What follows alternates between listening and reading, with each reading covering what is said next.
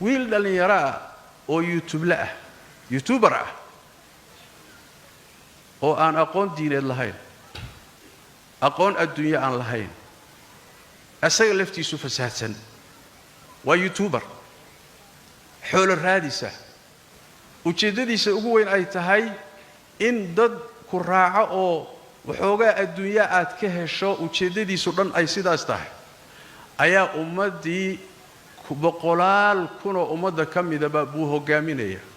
warkiisa soconaya asagaasaa la raacsan yahay hadda ogow shakhsiyadiisa markaad fiiriso xataa waxar lugla lagu aamini maayo waxar lugla intuu foofiyo ma soo hin karo dullinimadiisa isugu yaal haddana markaad fiiriso khalaa'iq baa ku xidhan khalaa'iq buu kiciyaa qabaa'ishuu isku diraa ummad buu hogaamiyaa waa la dhegaystaa amarkiisaa socda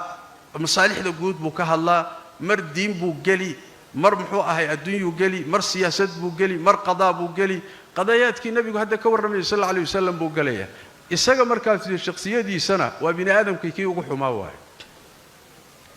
soo waqtigeedii ma joogno marka siyaasad kaliya maaha markaad u fiirsato Soomaalida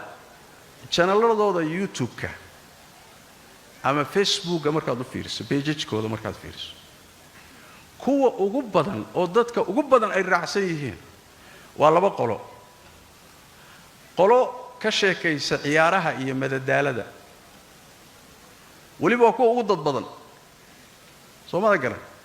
iyo qolyaha kale oo kuwa afxumada iyo dhaqan xumada iyo dadka isku dirkiisa iyo kala dilkiisa ka shaqeeya labada qola ugu badan social media dadka ay Soomaalidu dhageysato ama ay raacsan tahay ama ay warkooda dhageystaan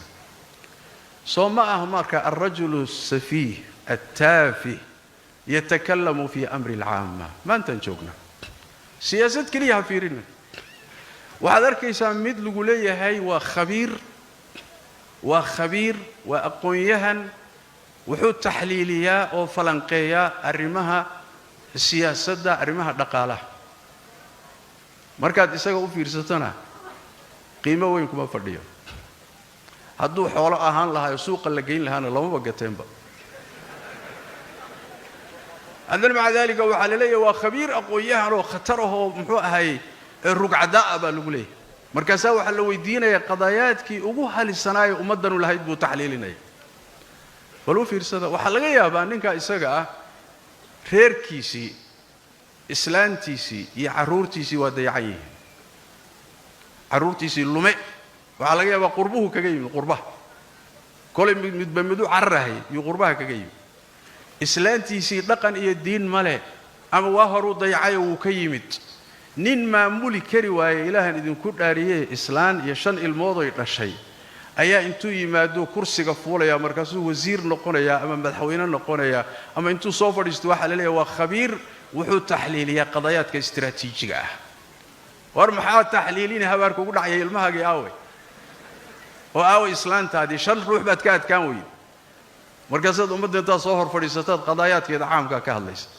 waxaas way waxa marka inuu hogaaminaya nabi maxamed sallallahu alayhi wasallam as-sadiq al-masduq oo kasi warramay kaliya rag kale ma aha dumar iyo rag noocaas noqon waxaynu marka u baahanahay inaynu muraajacayno dib ugu noqono marka nabigu sallallahu alayhi wasallam qadayaadkan inooga sii warramayo waa xilli waxani aysan imaanin way